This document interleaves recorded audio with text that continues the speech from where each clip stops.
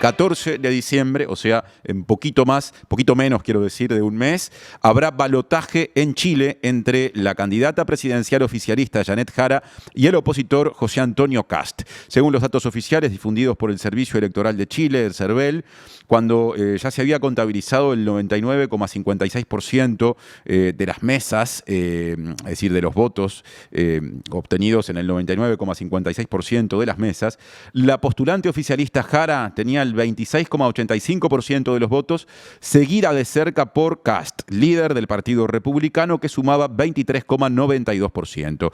En tercer lugar quedaba Franco Parisi, candidato de un partido llamado Partido de la Gente, con 19,7% de los votos, superando expectativas, pero ya sin chance de meterse al balotaje. Y luego, del cuarto lugar hacia abajo, Johannes Kaiser, del Partido Nacional Libertario, con 13,94%, y Evelyn Matei, de la Unión Democrática Independiente, con 12,47% de los votos. Mucho más atrás, Harold May Nichols, que llegó al 1,26%, Marco Enríquez Ominami con 1,2%, y también Eduardo Artés, que terminó en el último lugar con 0,66%. Así que balotaje el 14 de diciembre entre Jara y Kast, y por eso contacto a la distancia con Consuelo Ferrer, periodista de Chile, que ya ha escrito acerca de la campaña electoral chilena en las páginas de La Diaria y hoy está en la mañana de La Diaria en versión radial. Consuelo, buen día, bienvenida y muchas gracias por estar. Hola Martín, gracias por la invitación. El contexto quedó dado. ¿Qué primera lectura política se puede hacer? Fue una jornada con hartas sorpresas, había mucha expectativa, mucha incógnita, incertidumbre, porque era la primera elección presidencial obligatoria desde que se derogó el voto obligatorio en 2012. Había habido un par de votaciones obligatorias, pero eran con respecto al tema constitucional, entonces se salían un poco de la lógica política partidista y nadie sabía muy bien qué es lo que iba a pasar y bueno, finalmente ayer se despejaron las incógnitas, los resultados son, a mi juicio personal, muy claros ya, queda poca incertidumbre con respecto a lo que pase el 14 de diciembre. Se decía, por ejemplo, que un indicador para saber si Jara había votado bien era que llegara al número total de 4 millones de votos y llegó a 3,4. Entonces le faltaron 600.000 votos para ser competitiva, según decían algunos analistas. Y también hay gente que comparaba su porcentaje de primera vuelta con el porcentaje de primera vuelta que tuvo Boric, que logró pasar a ser presidente, digamos, pero Boric tenía otra candidata por la izquierda con la que compartía votos. En cambio, en este minuto da la impresión de que Jara medio que ya tocó el techo de su posible apoyo electoral. Por otra parte, Kast lleva muchas elecciones tratando de llegar a la presidencia y pareciera ser que lo puede lograr esta vez. Tuvo una votación bien sólida, sobre todo en las regiones, en el interior, por así decirlo. 3 millones de votos, ya se le sumó el apoyo de Kaiser y de Matei, y la gran sorpresa yo diría que fue Franco Parisi, que es una figura totalmente anómala en la política, alguien que se declara como no político, que dice que no es ni de izquierda ni de derecha, que pensamos que logró capturar el voto de los votantes obligados que no querían votar. Y bueno, ahí él dijo que cualquiera de los dos candidatos se tenía que ganar los votos, por lo tanto no se sabe bien qué va a pasar con sus 2,5 millones de votos, que no son pocos tampoco. En definitiva, estás planteando un escenario de claro favoritismo de Kast en rumbo al balotaje del 14 de diciembre. O sea, yo lo que pensaba hoy día en la mañana, mientras leía el diario para llegar lo más informada posible hoy, es que si nosotros fuéramos un país con una democracia parlamentaria, la elección está cerrada hoy día. O sea, nosotros ayer renovamos Congreso y el Congreso, la fuerza mayoritaria que quedó en el Congreso es el partido de José Antonio Kast, que antes tenía 14 diputados y ahora pasa a tener 31. El partido que más diputados tiene en todo Chile. Eh, También Kaiser sube, entra con 2 diputados más. El Frente Amplio medio que se mantiene, perdió 3, no es tanto, pero evidentemente queda con mayoría de derecha del Congreso. No alcanzan a tener quórum para hacer reformas constitucionales sin que encontrar oposición o tener que negociar, pero tanto el Senado como la Cámara de Diputados quedaron totalmente tomados por puestos de derecha. Por lo tanto, a mí, pensando en la lógica, son los mismos electores, digamos. Incluso pienso que se le haría muy difícil un gobierno a Jara con un Congreso que no está dispuesto a legislar un programa progresista. O sea, para mí en lo personal, insisto, acá esto lo digo solamente como una persona que vive en Chile, para mí está zanjado, pero bueno, siempre queda un mes de campaña, uno nunca sabe cómo pueden remontar las candidaturas. Eh, Pero es un escenario muy complejo para la izquierda, muy complejo. Voy a repasar algunos números de los que hablé al comienzo, porque me quiero Ujú. situar ahora en la figura de Kast, en su perfil ideológico, en los matices que puede haber tenido, aunque ahora da la impresión de que eso queda un poco de lado con las otras opciones, incluso en algunos casos ubicadas más a la derecha que la de él, por lo menos una de ellas, ¿no? Sí. Recordemos, Kast obtuvo, lo decíamos al comienzo, en este balotaje realizado en Chile, el 23,92% de los votos, cuando esto se desprende del conteo de casi el 100% de los votos, o sea que se puede decir que ya es un resultado definitivo. Parisi quedó tercero con 19,7% de los votos. Johannes Kaiser, a quien se ubica más a la derecha que Kast, y eso que a Kast se lo define habitualmente como de derecha dura o extrema, sacó el 13,94% de los votos.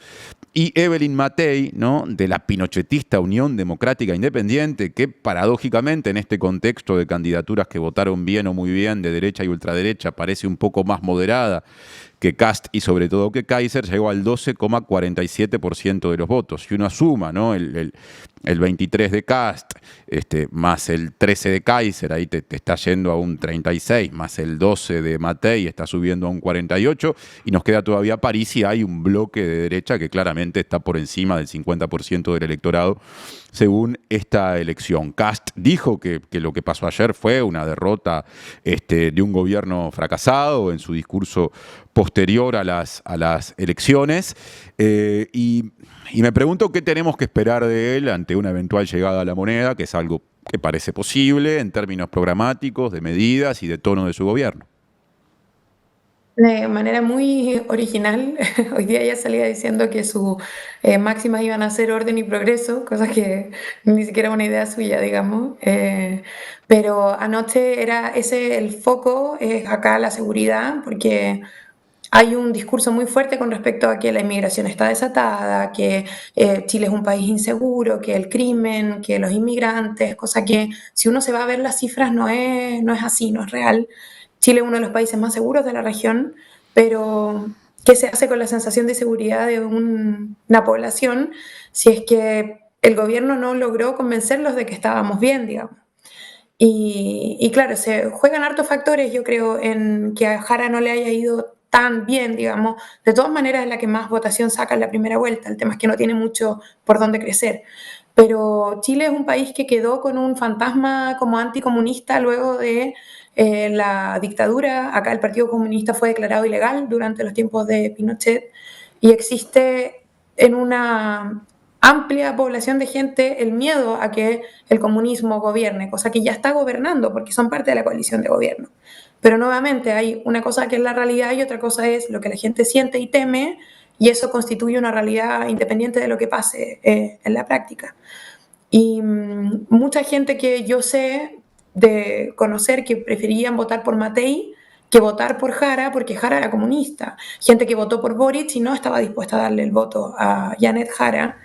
Se dice siempre que ahora, de cara a la segunda vuelta, Jara tiene que poner su militancia en suspensión o algo así, pero es un tema complejo desde antes, es un momento político mundial también. O sea, cuando tú hablabas de los candidatos, podría decirse que quizás Cast es un poco más similar como a Bolsonaro y Kaiser es un poco como Milei, como tirando para esa figura.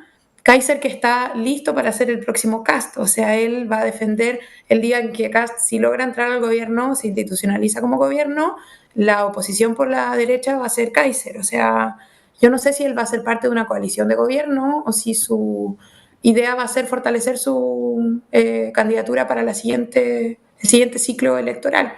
Es una figura mucho menos, democrática, por así decirlo, sin que Kast lo sea, pero es que apareció Kaiser y como que el parámetro se extendió mucho para lo que pensábamos que era la derecha en Chile. Y la derrota de Matei es tremenda, o sea, sale quinta, ella fue senadora, ha sido ministra de Piñera, es una figura que tiene mucha carrera política, mucha más experiencia en eso que todas las otras figuras de derecha que estaban, y fue la que votó peor, por lo tanto también es una derecha o sea, una derrota a la derecha tradicional. Lo que sale ganando acá es como esta nueva derecha compuesta por estos grupos que nunca habían estado con este nivel de poder, ni en el Congreso ni en el Ejecutivo. Ya nos hablaste de lo que puede esperarse en un eventual gobierno de Kast, eso está por verse porque todavía en el medio está el balotaje, pero parte como favorito en términos de políticas de seguridad, de políticas anti-inmigración, de medidas concretas Sí. vinculadas con la inmigración no registrada o ilegal, pero me interesa también conocer su visión con respecto a otros temas, ¿no? Por ejemplo, ¿qué puede esperarse en este mapa sudamericano que la tiene hoy Argentina muy alineada con el Estados Unidos de Donald Trump, en el caso de Chile, ¿no? Con un eventual gobierno de Kast? ¿Qué puede esperarse del manejo de los recursos naturales? Pienso del litio, ¿no? En una campaña en la que desde el actual oficialismo se presentaron ideas con respecto a, bueno, a la administración pública de esos recursos. Tiendo a pensar que Kast va a llegar con otro libreto. Contame, a propósito de esos dos temas, qué acentos tiene el candidato favorito.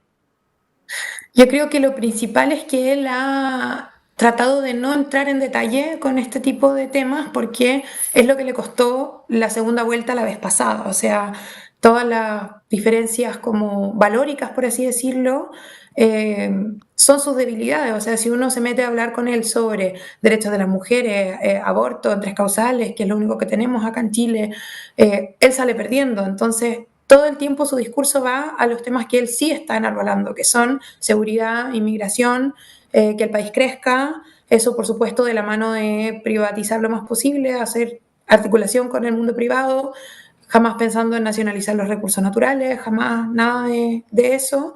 Política internacional no ha entrado en un detalle tan fino, sobre todo porque Kaiser monopolizó esta agenda de Trump-Estados Unidos, entonces como que Kass ni siquiera tuvo mucho que posicionarse, no alcanza a tener este discurso tipo hay que salirse de la ONU, no, al menos yo, que igual he leído bastante, no lo he escuchado por ese lado, pero efectivamente tiene afinidad con los países que le pueden traer un beneficio económico. O sea, hay un tema de hacer crecer el país, de volverlo un país seguro, digamos, y de volverlo un país chileno, digamos, como dejar de darle tanto espacio a la inmigración desatada que supuestamente tenemos en este minuto en el país. Eh, y ahora se me ocurre hacerte alguna consulta con respecto a qué hay que entender de la evaluación de la población chilena en función de estos resultados electorales con respecto a cómo la gente juzga lo que pasó en los últimos 4 años, es decir, durante el gobierno de Gabriel Boric. Yo lo decía recién a la pasada, Kast leyó los resultados, según lo dijo ayer por la noche en su discurso posterior al conteo de los votos, o cuando ya había pistas muy fuertes de este escenario político, como una gran derrota de un gobierno al que tildó de fracasado. Hay que pensar que la población chilena en general siente lo mismo. Yo creo que hay que tomar las cosas de quien vienen. Por supuesto, Kast, ese es el discurso que él tiene que fortalecer. Quiere convertir la segunda vuelta en un plebiscito contra el gobierno. Lo que es claro es que la votación de Jara no alcanzó la aprobación que tiene el gobierno de Boric en este momento. Boric está alrededor de 30% de aprobación y Jara llegó al 26, casi 27% de votos. Boric es una figura que sale a la calle y es un presidente muy querido. Han empezado ya a circular videos de ayer en las elecciones, como hoy lo vine a ver votar, pero en 4 años más lo vuelvo a ver cuando sea presidente de nuevo. Eh, pero tiene un tema con la prensa, que acá hay un tema con la prensa de la derecha histórico, digamos, y con las voces que están saliendo todo el tiempo. A mí me da la impresión de que él no está desacreditado como figura política. Le pasó algo similar a lo que le pasaría a Jara si ganara ahora, que es que no tiene un Congreso para llevar adelante las reformas que querría, pese a que igual logró varias cosas, sobre todo en materia de trabajo, de pensiones, que era difícil lograr y lo logró. yo creo que ahí hubo sí debería ser una autocrítica al gobierno de cómo no pudo capitalizar eso en votos. O sea, la gente no se enteró de los beneficios que se generaron para ellos, de las leyes que se aprobaron. Creo que quizás fue un problema comunicacional. Era un gobierno muy joven. Independiente de eso, yo creo que las expectativas eran de la gente que estaba en contra eran más bajas. Pensaban que no iban a lograr gobernar y están terminando un gobierno con buena gobernabilidad, con algunos hitos muy importantes con respecto a salud gratis que acá no había para algunas personas, copago cero, como las personas que tienen menos ingresos no tienen que pagar nada por atenderse. Eso fue un logro de Boric. Hay un tema con el pago de pensiones de los hombres deudores de alimentos, leyes a favor de las mujeres, o sea, sí se trabajó, pero eso por algún motivo no se reflejó en los votos. Ahí el tiempo ayudará a entender qué fue lo que pasó. Pero a mí me parece que una vez que salga del gobierno y entre otra persona, la historia va a ser benevolente con Boric y es probable que pueda volver a ser presidente. Yo no lo descarto para nada. Por último, me pregunto, más allá de esa vigencia de la figura de Boric que estás planteando, ¿dónde quedó aquella efervescencia con un fuerte énfasis crítico con respecto al sistema económico liberal o neoliberal, o las políticas con ese tono que se aplicaron en Chile desde Pinochet en adelante, atravesando muchos años de democracia también, que estuvo asociado, como decía, al estallido del año 2019, donde quedó la efervescencia que vino después de eso en torno a figuras jóvenes como Boric, que llegó a la presidencia rompiendo, renovando, ¿no?, de golpe el esquema político chileno, cuando uno mira estos resultados y ve que fuerzas de distinto tipo, de derecha o de ultraderecha, juntas, capaz que terminan cerca del 60%. Yo creo que esa es la pregunta que nos hacemos muchos chilenos, ¿qué fue lo que pasó en el camino? Hay varias teorías. Una es que este descontento tan grande que estalló en 2019 era por la falta de oportunidades y la falta de igualdad, pero no necesariamente por el modelo en sí como ideológicamente, sino por los resultados que la gente percibía. Y que la gente se va a arrimar a la opción que en ese minuto le parezca que más rápido le va a traer una respuesta, digamos. Yo creo que Chile tiene un problema de formación cívica muy profundo, derivado también de la dictadura, de cómo se debilitó la educación pública acá en Chile, de que las personas en general no saben cómo funcionan las instituciones, cómo se tramitan las leyes. Hay una sensación de que no se trabaja, de que no se hace nada, cuando hay cosas que sí se están haciendo. Las expectativas con Boric eran muy altas, o sea, él era una figura nueva que iba a arreglar todos los problemas.